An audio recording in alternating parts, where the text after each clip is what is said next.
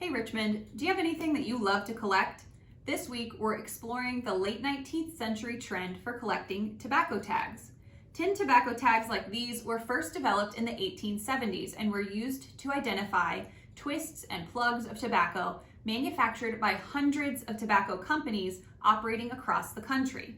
The problem was that while these companies were labeling the exterior of their shipping crates, once opened, pretty much everyone's tobacco looked the same, which meant that less reputable companies could try to cheat customers by placing their inferior product into another company's crate.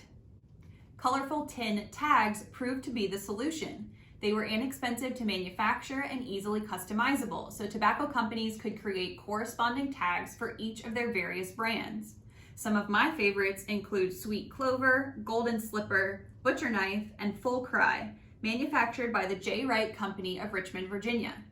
Designs were lithographically printed or impressed onto tin sheets and then punched out, each with small pointed prongs on the back that could then be folded and pressed into the dried tobacco leaves.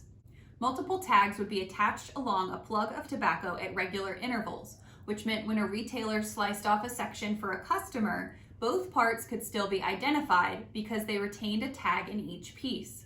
Tobacco was typically sold in 5, 10, and 25-cent increments, with a tag usually accompanying each 5-cent portion. Within a few years, tag collecting became an incredibly popular hobby. The goal was usually to collect as many tags as possible from as many brands as possible. And collectors have actually cataloged over 12,000 different tobacco tags in circulation across the United States. The value of a tag was directly tied to its rarity. So a single tag from an uncommon brand could often be traded for tens, if not hundreds of tags from more common brands.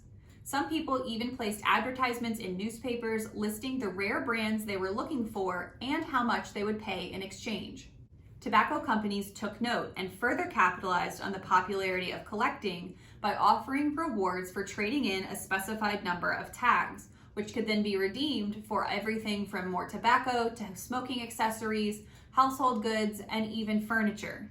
Something small like a match safe or deck of cards could be worth 20 to 50 tags, while a new watch or set of silver-plated knives cost upwards of 500, a sewing machine 2,000, or a leather recliner 5,000, which is why trading a rare tag for lots of the more common tags could actually come in handy.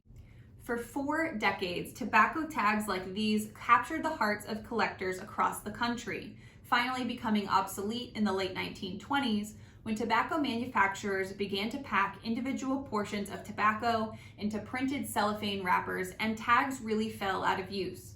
Of course, Richmonders enthusiastically participated in both producing and collecting tags during this time, so thankfully the Valentine has a pretty great collection of its own. To connect to more Richmond history, come visit us at the Valentine Museum and look forward to more videos on great objects in our collection coming soon.